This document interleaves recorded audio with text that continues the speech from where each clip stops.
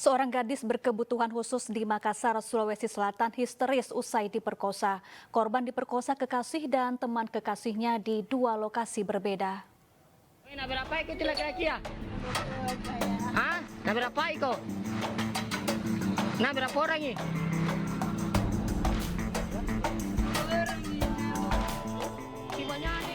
Inilah video viral saat seorang gadis berkebutuhan khusus mengaku diperkosa kekasihnya bersama teman kekasihnya di Makassar, Sulawesi Selatan. Awalnya korban yang depresi mengaku diperkosa 10 orang. Polisi lalu menyelidiki kasus ini, ternyata pelaku berjumlah 2 orang. Polisi menangkap kedua pelaku, yakni AMR 28 tahun yang merupakan kekasih korban dan AMS 20 tahun, teman kekasih korban. Korban dan pelaku saling kenal di media sosial dan baru berpacaran selama 1 bulan. Kemudian pelaku menjemput korban di rumahnya menggunakan sepeda motor. Pelaku membawa korban ke sebuah kamar indekos. Di sana, pelaku memperkosa korban. Tak sampai di situ, pelaku lalu membawa korban ke sebuah penginapan dengan mengajak salah seorang teman pelaku. Pelaku dan temannya kembali memperkosa korban. Di mana korban ini mengalami gangguan keterbelakangan mental atau disabilitas intelektual. Dan hasil pemeriksaan kita juga penyidik dia diperkosa 2 kali. Jadi sesuai dengan viral tersebut yang disebutkan itu 9 tidak terfaktakan karena memang hasil pemeriksaan juga 2 yang melakukan. Akibat perbuatannya, kedua pelaku mendekam di balik jeruji besi dan terancam hukuman berat. Sementara korban yang merupakan penyandang disabilitas trauma. Dari Makassar, Sulawesi Selatan, Leo Muhammad Nur, iNews melaporkan.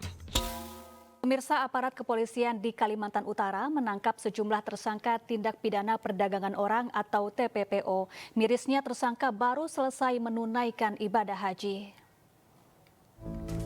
Warga di desa Sempayang dikejutkan dengan upaya penangkapan oleh jajaran Polres Malinau, Kalimantan Utara terhadap seorang wanita berinisial HH, usia 45 tahun yang baru saja menunaikan ibadah haji di Tanah Suci. Penangkapan dilakukan di sebuah warung di Jember, Jembatan Sengayan, Jalan Trans Kalimantan Tanjung Belimbing, Malinau, Kalimantan Utara. Ternyata wanita itu ditetapkan sebagai tersangka tindak pidana perdagangan orang. HH diduga memiliki warung makan yang menjual miras dan jasa prostitusi. Korban dibiayai keberangkatan ke Malinau dan dijadikan modus utang yang harus dibayar pelaku. Utang dibayar korban dengan cara melakukan jasa prostitusi.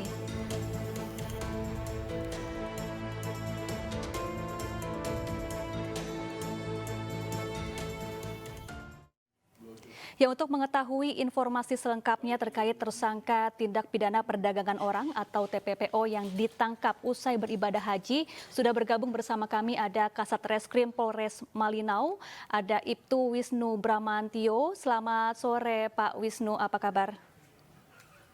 Selamat sore Mbak. Baik, Pak Wisnu, bagaimana kronologi penangkapan wanita muncikari yang baru saja pulang beribadah haji di Tanah Suci? Oh ya, perlu saya jelaskan bahwa kegiatan kami ini sudah dimulai penyelidikan dari tanggal 27 Juni, Mbak. Kami periksa saksi bahwa kami temukan fakta bahwa tersangka inisial AK itu melakukan tindak pidana perdagangan orang, namun yang bersangkutan masih dalam situasi menjalankan ibadah haji. Sehingga pada sekitar tanggal 14 Juli, jika yang bersangkutan sudah tiba lagi di Malinau, kami lakukan penangkapan dan kami tetapkan sebagai tersangka. Seperti itu, Mbak. Apakah masih ada pelaku lainnya yang tengah diburu polisi dan masuk ke dalam jaringan tindak pidana perdagangan orang ini, Pak? Untuk sementara, hasil penyelidikan kami dan penyidikan kita tetapkan 1 tersangka, Mbak. Untuk yang lain masih kami dalami untuk keterlibatan pihak lain. Seperti itu. Sejak kapan pelaku ini menjalani aksinya, Pak Wisnu? Dari informasi yang kami dapat, yang bersangkutan itu menjalankan aksinya itu baru 2-3 bulan, Mbak, di wilayah Malinau. Baik, seperti apa modus yang dilakukan oleh pelaku dan sudah berapa korban yang masuk jerat prostitusi pelaku? Modus yang bersangkutan yaitu merekrut dengan cara memberikan ongkos, memberikan uang jaminan, dijanjikan pekerjaan, namun ketika tiba di lokasi yang dijanjikan, yang bersangkutan tidak menepati janji, kerjanya tidak sesuai, dengan gaji yang tidak sesuai, namun semua biaya yang telah dikeluarkan tersangka itu dianggap hutang. Jadi mau tidak mau, korban ini dipaksa membayar hutang dengan semua surat-suratnya, KTP, SIM, segala macam ditahan agar si korbannya tidak bisa lari, Mbak. Dan si korban dituntut untuk melunasi hutang tersebut yang tidak tahu secara persis rinciannya. Bersangkutan menyebutkan bahwa hutang kamu 20 juta, jadi wajib membayar seperti itu. Makanya dengan hal itu terjadi eksploitasi seksual di situ.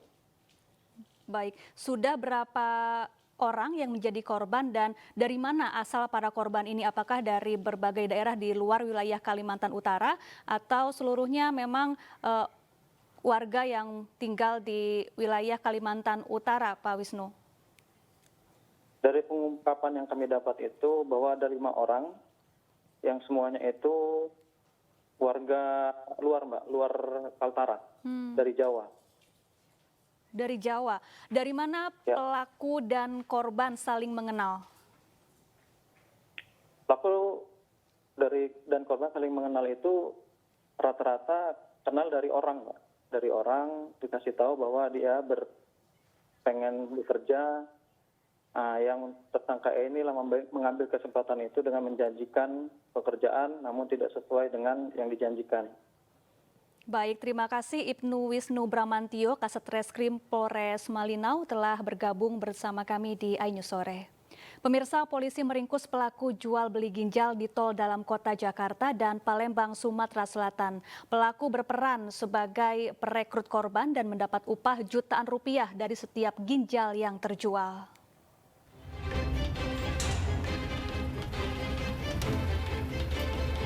Polisi menangkap salah satu pelaku tindak pidana perdagangan orang bermodus jual beli ginjal di tol dalam kota Jakarta Pusat. Pelaku R berperan sebagai perekrut dan mengurus pembuatan paspor korban sebelum diberangkatkan ke Kamboja. Kini R sudah berstatus tersangka bersama 11 orang lainnya dan ditahan di Mapolda Metro Jaya.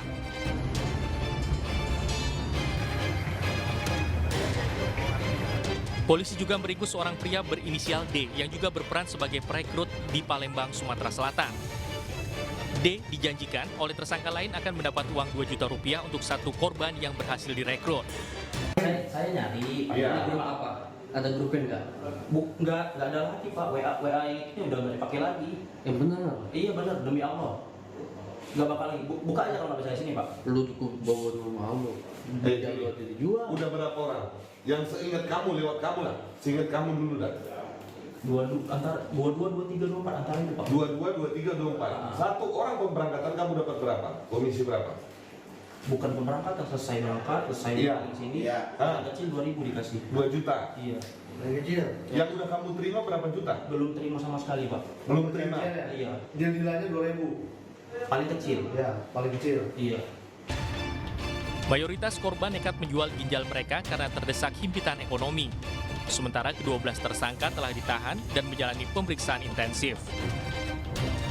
Dari Jakarta, Helmi Sejangbati, iNews melaporkan.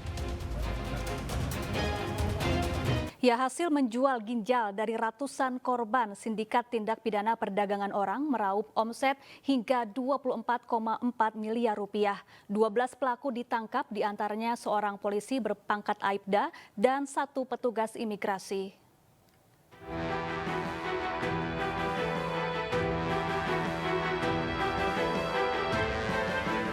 Sindikat tindak pidana perdagangan orang dengan modus menjual ginjal ke luar negeri menjaring para korban melalui media sosial Facebook.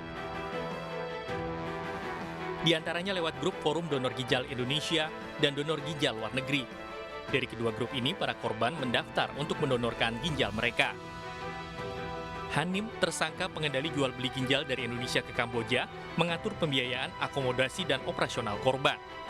Para tersangka juga memanfaatkan oknum petugas imigrasi di bandara sehingga mereka bisa lolos terbang ke Kamboja. Saya di Indonesia untuk mencari pendonor, kemudian gimana caranya untuk membuat paspor, terus gimana caranya supaya penerbangan anak-anak itu tidak terkendala. Nah, yang tahu yang bagian itu Septian. Saya sih tahunya Septian itu dari kalau pemberangkatan dari Soekarno-Hatta itu lewatnya travel ya.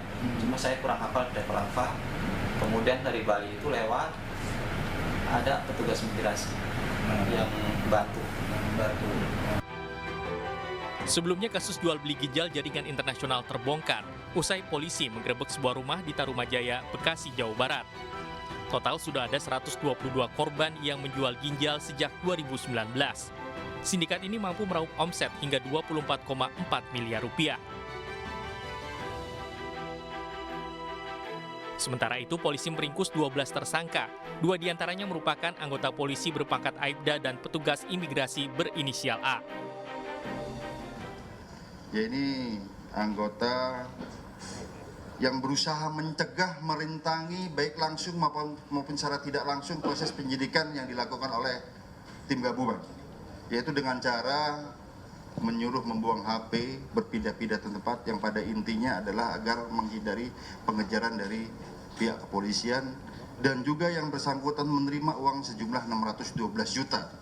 Ini menipu pelaku-pelaku ini yang menyatakan bahwa yang bersangkutan bisa mengurus agar tidak dilanjutkan kasusnya.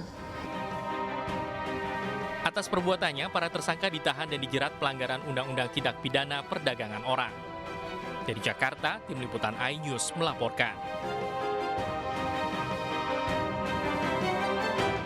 Sementara itu, Partai Perindo mengecam keras tindak pidana perdagangan orang. Polisi diminta untuk menindak tegas pelaku dan membina korban. Kami mendorong agar sindikat yang mengatur perdagangan serta penjualan ginjal ke luar negeri itu yang ditindak, diusut dan ditindak dengan tegas, tetapi korban yaitu pendonor ginjal, mereka adalah korban, itu harus diberi penanganan khusus, bahkan harus ditolong. Karena mereka melakukan itu, mereka menjual ginjalnya karena himpitan ekonomi,